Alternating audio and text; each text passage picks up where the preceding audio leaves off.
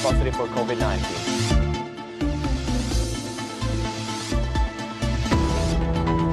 KB Pharma is ready to distribute remdesivir in Indonesia.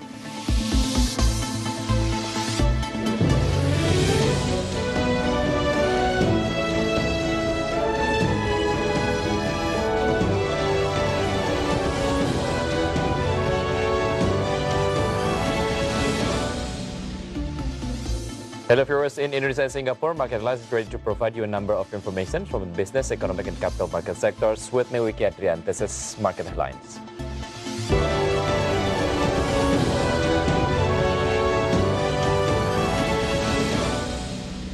U.S. President Donald Trump announced early Friday that he and the First Lady both tested positive for the coronavirus.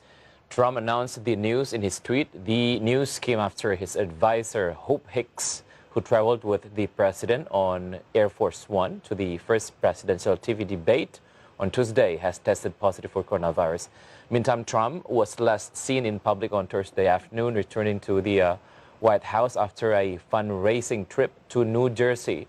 Moreover, Trump is not the first world leader to have tested positive. Earlier this year, British Prime Minister Boris Johnson and Brazil's President Jair Bolsonaro were also infected by the virus.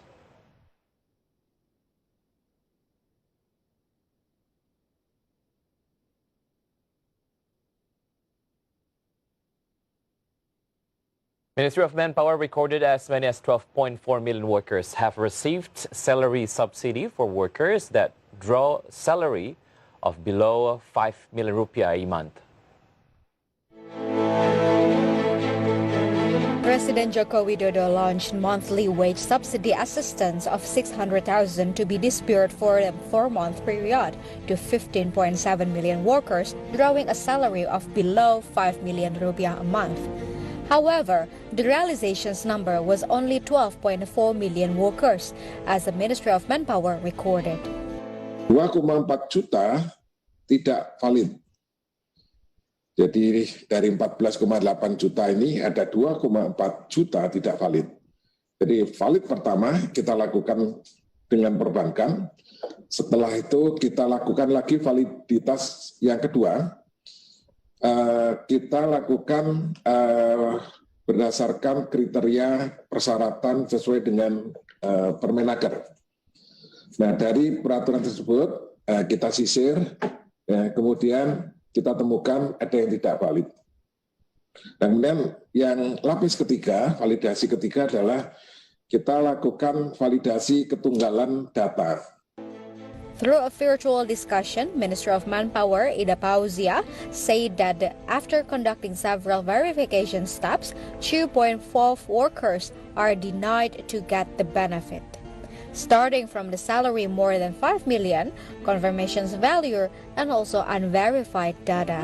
Seperti yang disampaikan oleh Pak Dirut tadi, dana ini kami gunakan untuk 12,4 juta, kira-kira. 12,4 juta, jadi sisanya akan kami kembalikan ke kas negara. For the next step, Ministry will continue to search more beneficiaries for the fifth phase after receiving 578,000 data in 29 September 2020. From Jakarta, Adi Firmansyah for IDX Channel. Market Headlines will be right back after the break. Stay tuned.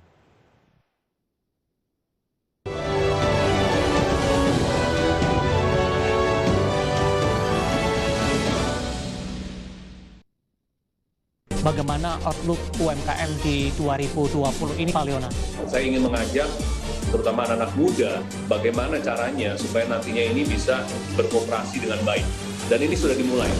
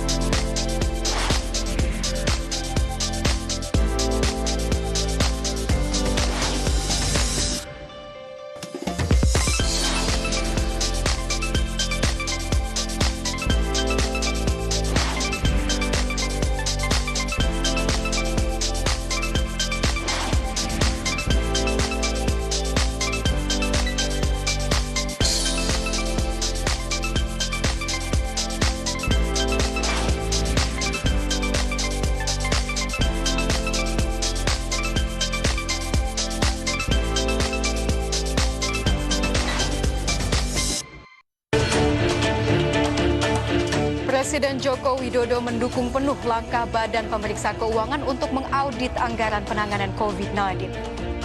Saya tegaskan untuk menyamakan frekuensi bahwa kita memang dalam kondisi krisis.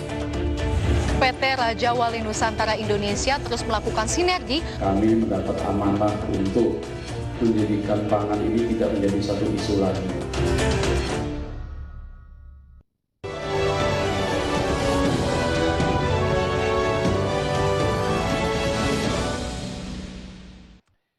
Welcome back. During pandemic and lockdown, more people fill their time by gardening. And yes, consumer preferences affect selling opportunities of growers, makes ornamental plants businesses on demand nowadays, both from domestic and international. Every gray cloud had its silver lining. Coronavirus pandemic brings huge profit for ornamental plants business. Yes, ornamental plants business is on the hype, whether both from domestic and international. One of the business owner admits that the turnover increased for almost 40% since the pandemic begins. Various ornamental plants that used to be rarely glanced at now are on the rise. Teguh, ornamental plants business owner, say that ones that are currently selling well are unique types of plants such as Monstera and Aglaonema. About Monstera plant, the plant goes viral recently because of fantastic price. It can reach to 100 million rupiah. In the other hand, seeing such hype, Minister of Agriculture Syahrul Yassin Limpo convinced his staff to make ornamental plants as a competitive export commodity. From all sources, IDX Channel.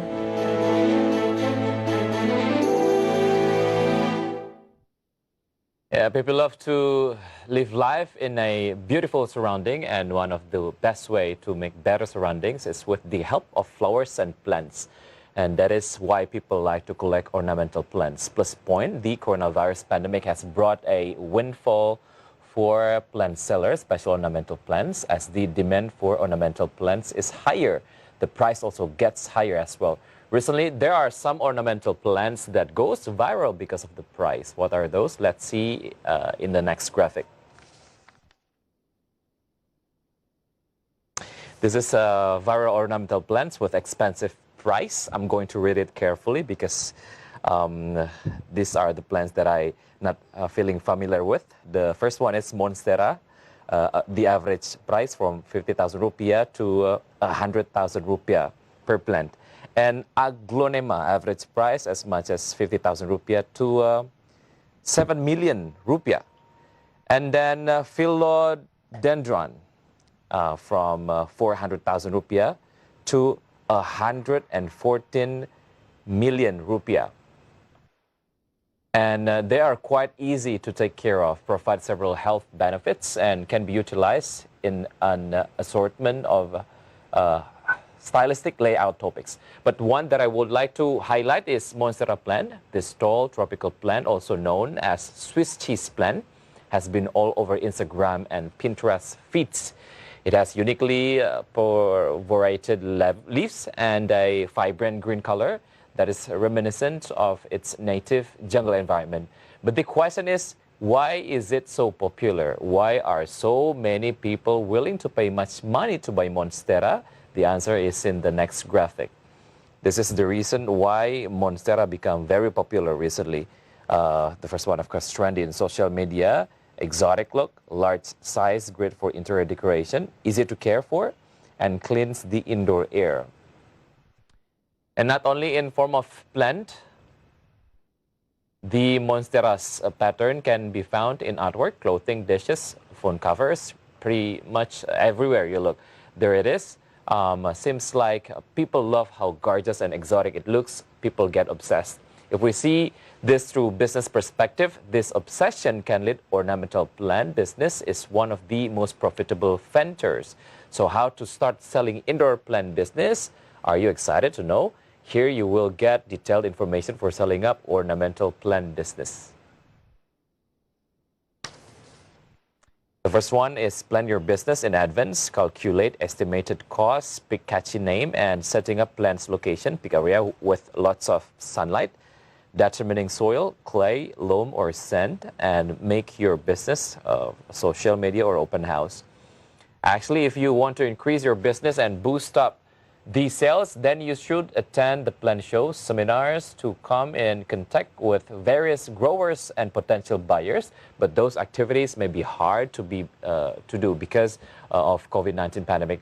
As an alternative, you can market and advertise your ornamental plant business through social platforms such as Facebook, Instagram, Twitter, and others. In short, starting an ornamental plant business can be a very profitable business during this current coronavirus pandemic time, as there are a lot of benefits of ornamental plants. These plants are not only helpful in maintaining our day-to-day life, but also helps in boosting your business. And there are many selling options if you think you will get confused to sell this commodity. And I will give you the option in next graphic. These are the ornamental plant selling option. You can sell it as raw material to be grew by growers, and then selling to architect and selling to other sellers. Selling as raw materials to the buyers. Well, this is the most common type of selling, but you can sell to architects. Architects make the optimum use of these woody plants.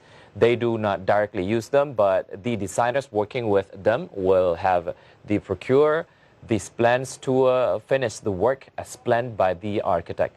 And then you can sell to other sellers in the market. Not all the sellers will produce and sell. So in such cases, you can act as a producer supplying plants for selling. And starting an ornamental plant business can be a very profitable business during this current coronavirus pandemic time. So will you join the hype? Stay tuned on Market Headlines because we'll be right back after the break.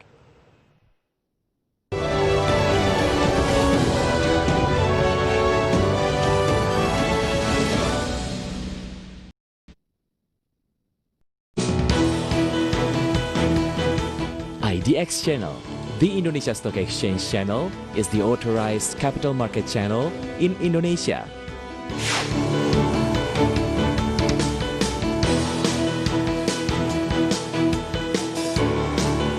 To give references to global investors, IDX Channel also presented the news about the dynamic of Indonesia's economy, business, and capital market in English. IDX Channel also have different types of programs. They are Special Dialogue, Market Opening, Market Review, IDX First Session Closing, IDX Second Session Closing, Market Headlines, and News Screen. IDX Channel is aired 24 hours a day with 5 hours live program from Indonesia Stock Exchange trading floor. Our vision and mission as the only capital market TV channel in Indonesia that is committed to improve the capital market knowledge in the country. News that had been delivered on IDX Channel can also be seen on our digital platforms, so you can give yourself an update about informations anywhere and everywhere.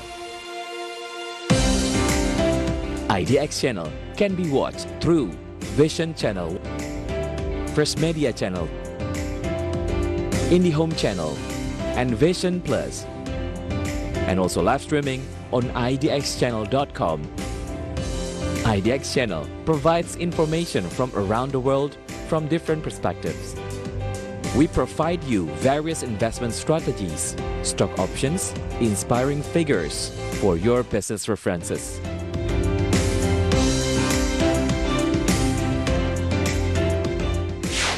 IDX Channel, your trustworthy economic, business, and capital market channel.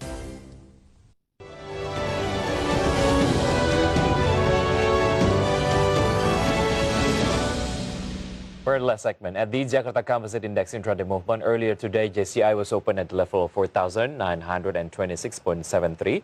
And then approaching the closing time out of a session, the index was on the level of 4,933.74. Then the index was showing weakening trend by the second session closing time. Index was closed at level of 4,926.73. In short, JCI down by 0.87%.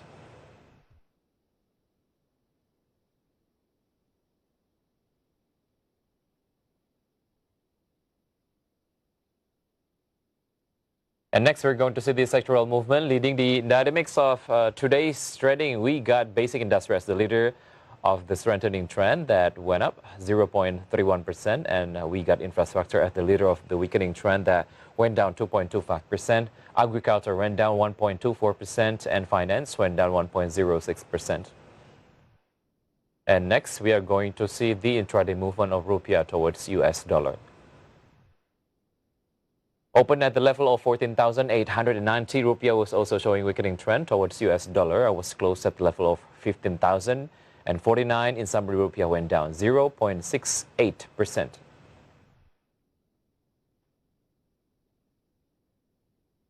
Kalbe Pharma with Amarox Pharma Global will soon distribute the antiviral drug Oktober or remdesivir in Indonesia.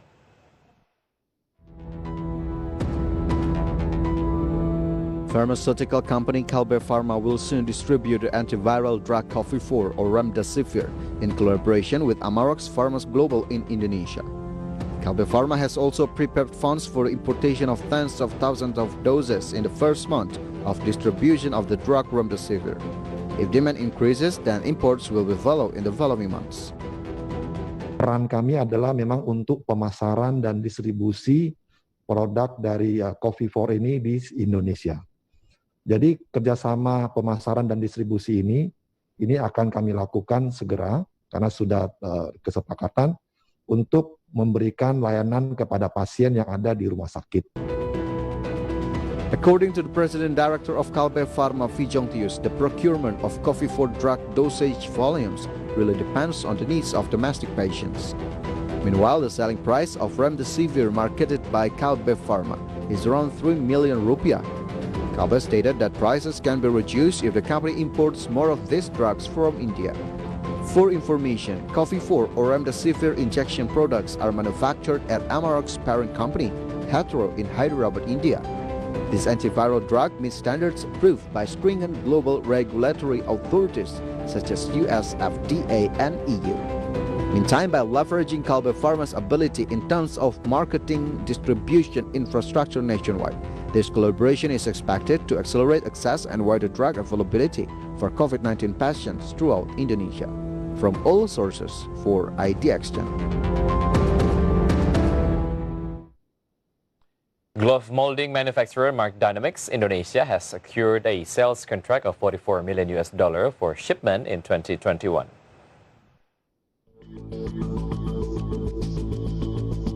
Glove molding manufacturer Mark Dynamics Indonesia has secured a sales contract of $44 million for shipment in 2021.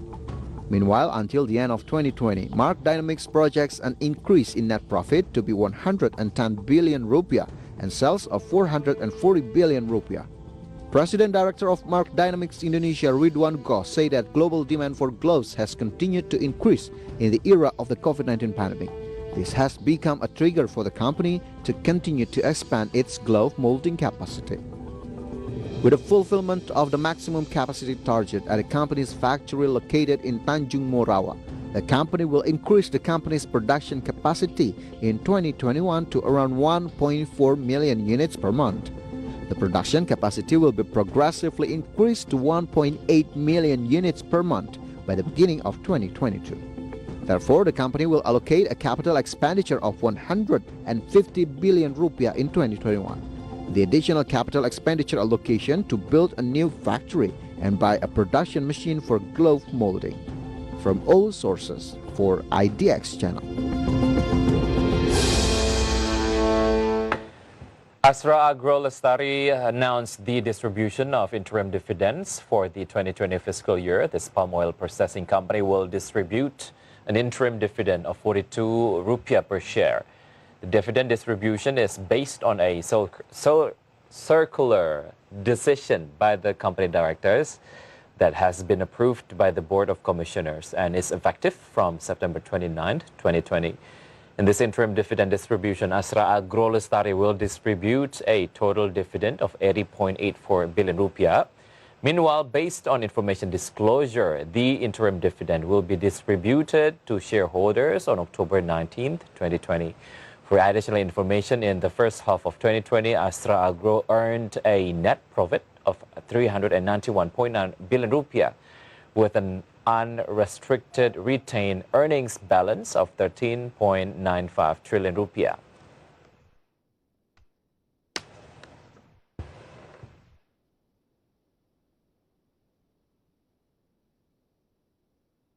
And step aside from market condition as coronavirus pandemic takes big role on current economic situation. And here it is, an update data about coronavirus globally.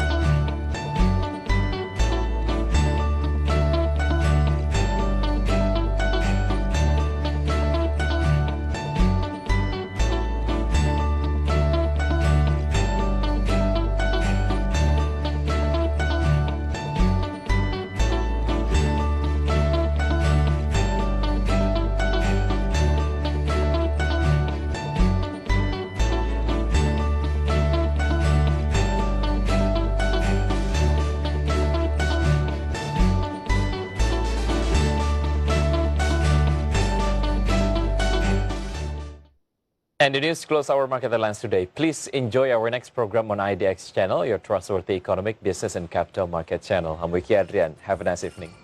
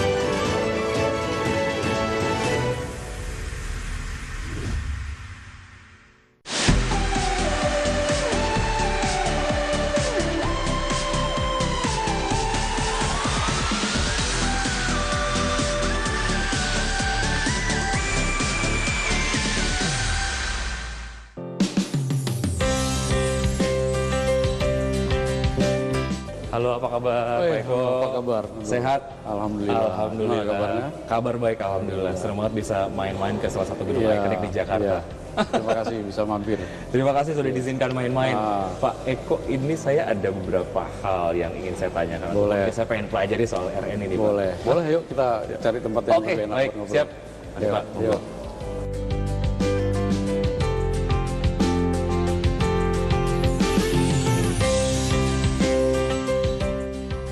Pak Eko, ada sebuah tanggung jawab ataupun kepercayaan yang tentu saja disampaikan kepada Pak Eko ketika dimintakan untuk memimpin RNI oleh Menteri BUMN Erick Thohir gitu ya. Apa saja target ataupun mungkin kepercayaan tersebut dan bagaimana Pak Eko menerjemahkan itu? Ya jadi kalau target secara khusus sih nggak ada ya, tapi secara umum ya itu kita sebagai Dirut BUMN tentunya ada hal-hal tertentu yang memang kita harus jalankan dalam mengemban amanah sebagai BUMN itu sebagai agent of development dari pemerintah untuk bisa menjaga hubungan dengan stakeholder dan meningkatkan kesejahteraan masyarakat secara umum. Itu misi utamanya sebenarnya. Tapi tanpa melupakan tugas-tugas sebagai perusahaan korporasi juga tentunya akan tetap dijaga governance-nya, tetap menghasilkan keuntungan yang secara proporsional, sehingga kontribusinya itu tidak hanya dari sisi dengan sosial masyarakat, tapi dari sisi finansialnya juga bisa menopang dividen yang disetorkan ke negara, tentunya bagian dari kinerja yang dituntut sebagai direksi di BUMN. Ini itu sih kira-kira. Pak Eko, terkait dengan GCG, sebagaimana kita tahu, ada beberapa hal lah ya yang tentu saja ini menerpa dalam tanda kutip banyak BUMN yang ada di Indonesia terkait dengan GCG. Bagaimana ini menjadi sebuah hal yang akhirnya juga diprioritaskan di era ini nantinya? Ya, sebagai BUMN tentunya tuntutan untuk menjaga good corporate governance itu lebih tinggi kalau kita di BUMN khususnya dibandingkan swasta, karena BUMN ini kan pemilikannya jelas-jelas adalah milik pemerintah. Nah, itu sebagai acuan kita menjalankan bisnis. Nah, terutama di era ini sendiri, saya juga tentu akan menjadikan suatu pilar utama dalam mengelola perusahaan. Apakah itu SOP dijalankan dengan benar, transparansi, ya semua itu kita tetap harus taat azas. Sehingga apapun yang dilakukan, semua kebijakan-kebijakan itu semua tetap pada rule yang benar, gitu ya. Regulasi yang jadi acuan tetap benar, segala macam, tidak menabrak aturan-aturan dari segala macam sisi peraturan yang ada di negara kita. Itu sih intinya itu sih. Ya, ada fungsi pengawasan yang tentu saja dilakukan antara direksi dan juga Dewan Komisaris. Sejauh mana ini kemudian akan dilakukan? Ya, tentunya pasti akan dilakukan evaluasi secara bulanan, ya. Tentunya juga kita akan menguatkan tim internal audit, tim risk management, tim GCG juga, semuanya harus sinkron sejalan, sehingga apa yang dibangun dalam bisnis dan apa kebijakan-kebijakan apa yang dilakukan semua tetap pada rule-nya. Itu sih. Ya, ada 3 core business yang kemudian sekarang dibawahi oleh RNI, diantaranya adalah agrobisnis, kemudian juga kesehatan dan juga perdagangan. Mana yang kemudian di bawah kepemimpinan Bapak ini akan diprioritaskan atau secara rata saja semua ingin dimajukan ataupun diprioritaskan? Kedepannya saya akan menata ulang lagi. Ya, jadi tentunya kan RNI ini juga kedepannya tidak hanya fokus kepada bisnis yang udah ada sekarang di RNI, tapi nantinya kedepannya kita menjadi lead dari industri pangan secara keseluruhan, secara umum. Jadi saya akan menata lagi mana yang tetap menjadi bagian dari core bisnisnya RNI, mana yang tidak, gitu. Kita akan konsolidasikan dengan BUMN-BUMN yang lain. Itu sih. Oke. Ada sebuah target bagaimana menjadikan BUMN-BUMN ini menjadi sebuah perusahaan yang berstandar internasional, gitu ya. Pasti. Nah, bagaimana itu kemudian memacu Bapak menerapkan beberapa hal yang secara standar? Ini kita akan ke sana, gitu.